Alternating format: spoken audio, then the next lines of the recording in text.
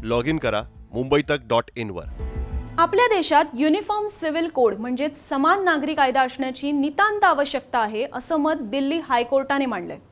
तसं uniform civil code भारतात लागू करण्याचं वचन देणारा जाहीरनामा भाजप वर्षानुवर्ष प्रसिद्ध करतच आहे, पण तरीही बहुमतात असूनही हा कायदा अंमलात का येत नाहीये?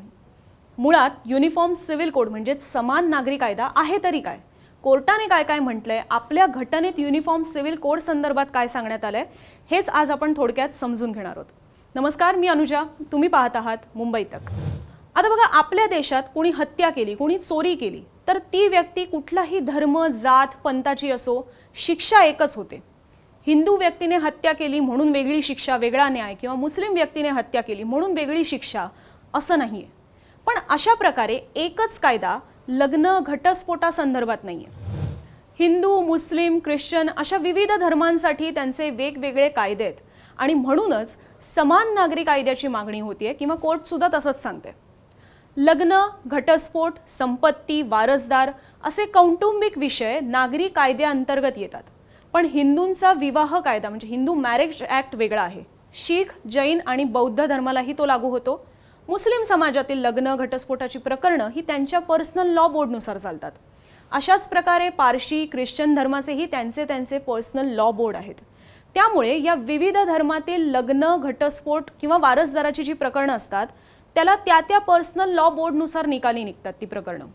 पण जर समान नागरी कायदा लागू झाला तर हे सगळे पर्सनल लॉ बोर्ड बरखास्त होतील आणि लग्न, घटस्फोटासारखी नागरी प्रकरणांमध्ये सुद्धा कायद्यासमोर प्रत्येक धर्म हा समान राहील। प्रत्येक धर्मातील या नागरी प्रकरणांसाठी एकच कायदा राहील। अर्थात युनिफॉर्म सिव्हिल कोडला विरोध करणारेही आहेत आणि त्याचं समर्थन करणारे सुद्धा आहेत, पण या सगळ्यात आपण थोड्या कायदेशीर बाबी समजून घेऊयात। कायद्यात काय काय म्हटलं गेलंय ते सुद्धा समजून घेऊयात। सगळ्यात पहिले दिल्ली हायकोर्टाने काय म्हटलंय ते पहा। न्यायमूर्ती प्रतिभा एम सिंह यांनी सांगितलंय की आत्ताचा भारत हा धर्म, जातीच्या विळख्यात अडकलेला नाहीये। आधुनिक भारतात धर्म, जातीची बंधनं आता राहिलेली नाहीयेत जवळपास, आणि त्यामुळेच आंतरजातीय किंवा आंतरधर्मीय विवाह वाढले असून त्याच्याशी निगडित विवाह किंवा घटस्फोटाची प्रकरणं हाताळताना अडचणी येत आहेत। या तिढ्यांशी तरुणांना झगडावं लागू नये म्हणून देशात युनिफॉर्म सिव्हिल कोड आणण्याची गरज आहे। आर्टिकल 44 मध्ये सुद्धा तशी अपेक्षा व्यक्त करण्यात आली आहे। आता आर्टिकल 44 काय सांगतं ते पहा। आर्टिकल 44 नुसार संपूर्ण देशभरात समान कायदा हवा, म्हणजेच कुठल्याही धर्म, जाती, समुदायासाठी वेगळे कायदे नको। पण आता यात अडचणी काय आहेत ते पहा। युनिफॉर्म सिव्हिल कोड हा कोर्ट आणू शकत नाही किंवा त्याबाबत तसे आदेश देऊ शकत नाही, कारण हा मुद्दा डायरेक्टिव्ह प्रिन्सिपल्स ऑफ स्टेट पॉलिसीमध्ये मोडतो। डायरेक्टिव्ह प्रिन्सिपल्स ऑफ स्टेट पॉलिसीमध्ये युनिफॉर्म सिव्हिल कोड आहे, पण अशा गोष्टी लागू करणं केवळ राज्य सरकार किंवा केंद्र सरकारच्या हातात आहे, कारण असे मुद्दे लागू करण्यासाठी त्या वेळची सामाजिक, आर्थिक परिस्थिती पाहून त्याची अंमलबजावणी करावी असं डायरेक्टिव्ह प्रिन्सिपल्स ऑफ स्टेट पॉलिसीमध्ये सांगण्यात आले। त्यामुळे युनिफॉर्म सिव्हिल कोड हा विषय कोर्टाच्या हातात नसून तो पूर्णपणे केंद्र सरकार किंवा राज्य सरकारच्या हातात आहे। संसदेत किंवा विधिमंडळात हे कायदे मंजूर करून घ्यावे लागतील आणि त्यानुसारच युनिफॉर्म सिव्हिल कोड हा गोव्यामध्ये सुद्धा लागू करण्यात आलेला आहे। दिल्ली हायकोर्टाप्रमाणे सर्वोच्च न्यायालयानेही वेळोवेळी युनिफॉर्म सिव्हिल कोड लागू करण्याबाबत सुचवलेलं आहे, पण ते अजूनही लागू करण्यात आलेलं नाहीये। त्यामागे सामाजिक कारणं तर आहेतच, पण अर्थातच राजकीय कारणं सुद्धा आहेत। खरं तर भारतीय संविधानाचे शिल्पकार आणि देशाचे पहिले कायदेमंत्री डॉक्टर बाबासाहेब आंबेडकरही युनिफॉर्म सिव्हिल कोडच्या समर्थनात होते, पण त्यावेळचा विरोध आणि सगळी सामाजिक परिस्थिती पाहता हा विषय डायरेक्टिव्ह प्रिन्सिपल्स ऑफ स्टेट पॉलिसीमध्ये गेला। हा विषय आपल्या मूलभूत अधिकारांतर्गत नाही आला। आता जसं आपण समजून घेतलं की हा विषय आहे केंद्र सरकारच्या हातात किंवा राज्य सरकारच्या हातात, मग युनिफॉर्म सिव्हिल कोड हा लागू का नाही होते? आता पहा, खरं तर युनिफॉर्म सिव्हिल कोड हा भाजपच्या जाहीरनाम्यात वर्षानुवर्ष असणारा मुद्दा आहे। शिवाय भाजपने कलम 370 रद्द करणं, राम मंदिराबाबत निर्णय घेतल्यामुळे आजही अनेकांना आशा आहेत की युनिफॉर्म सिव्हिल कोड भाजप लागू करेल। पण 2014 आणि 2019 मध्ये संपूर्ण बहुमत असतानाही भाजपने युनिफॉर्म सिव्हिल कोड का बरं लागू केला नाही?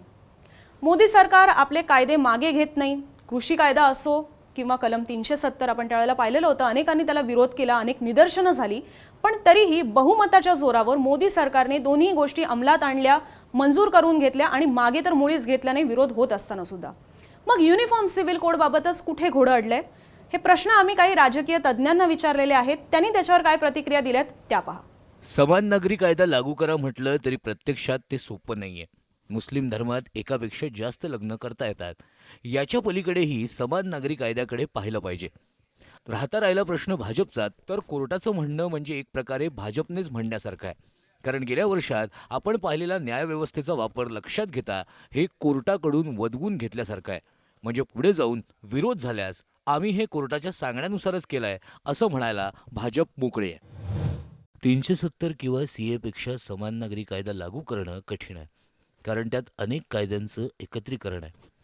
2019 मध्ये भाजप खरी बहुमताने निवडून आली, पण तरीही त्यांच्या जाहीरनाम्यातले सगळेच मुद्दे ते अंमलात आणतील असं नाही.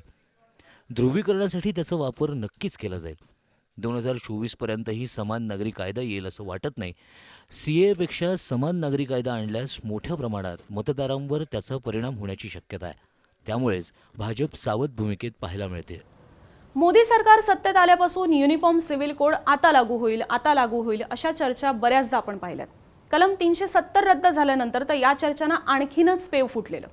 प्रत्येक अधिवेशना वेळेला किंवा अधिवेशनाच्या आधी हे विधेयक आता मांडलं जाईल अशा शक्यता वारंवार वर्तवल्या जातात. पण मोदी सरकारची 7 वर्ष उलटली तरी त्यांच्या जाहीरनाम्यातलं हे वचन मात्र अजूनही अडगळीतच पडलेलं आहे. पण हा मुद्दा आता अचानक येण्यामागचं कारण म्हणजे कोर्टात गेलेलं एक प्रकरण, जो आपण मगाशी उल्लेख केला की दिल्ली हायकोर्टाने नेमकं काय सांगितलेलं ते मी तुम्हाला सांगितलं. तर ते नेमकं प्रकरण काय होतं ते पहा. दिल्ली हायकोर्टात जी केस सुरू होती ती होती एका घटस्फोटाची. पतीला हिंदू मॅरेज ॲक्टनुसार घटस्फोट हवा होता, तर पत्नीला मीणा जातीनुसार घटस्फोट हवा होता. ही जात हिंदू मॅरेज ॲक्टमध्ये येत नाही. त्यामुळेच कोर्टासमोर हा पेच होता की हे नेमकं प्रकरण किंवा हा घटस्फोटाचं प्रकरण निकाली कसं काढायचं. नवी पिढी जाती धर्माच्या पलीकडे विचार करते.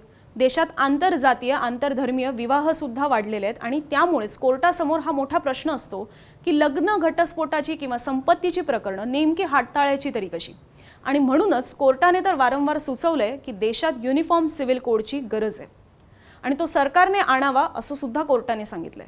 पण आता उरलेल्या 2.5 वर्षात हा कायदा होतो की 2024च्या जाहीरनाम्यात सुद्धा तो आपल्याला परत पाहायला मिळतो हे आता आपल्याला येत्या काळातच समजेल.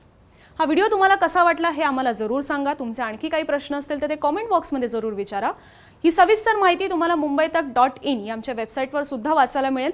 अशाच ताज्या बातम्या पाहण्यासाठी, विविध बातम्यांचं विश्लेषण जाणून घेण्यासाठी मुंबई तक या आमच्या यूट्यूब चॅनलला सबस्क्राईब करा आणि फेसबुक, ट्विटर, इंस्टाग्रामवर सुद्धा तुम्ही आम्हाला लाईक, फॉलो आणि शेअर करू शकता. लॉग इन करा mumbaitak.in वर.